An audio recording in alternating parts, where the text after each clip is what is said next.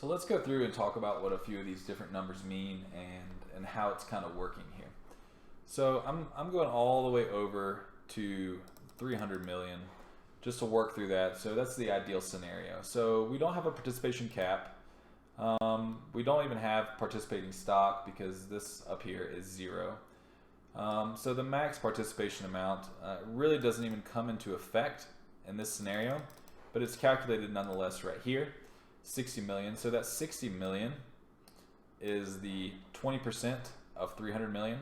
And so that's the same number on the, as if it converted to common stock. The liquidation preference on the multiple, that's 10 million. So that's the 1 times the cost. So they invested $10 million. They had a 1x liquidation preference. So the liquidation preference on multiple is $10 million.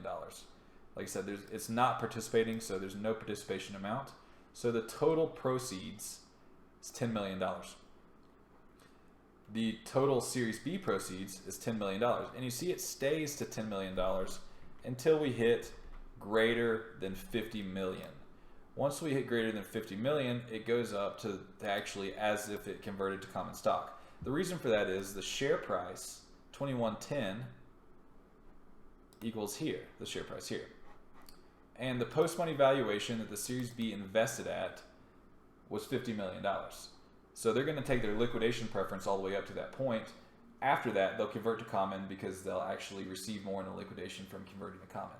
In this scenario, if they had a larger liquidation preference, or, I mean, as in more than 1x, or if it was participating, then they may not convert to common quite yet until a higher number. So let's try and throw 55 million in there. And you can see it's just slightly larger to convert to common, but it's still larger. It's 11 million versus 10 million. So that's kind of how the waterfall is working right here.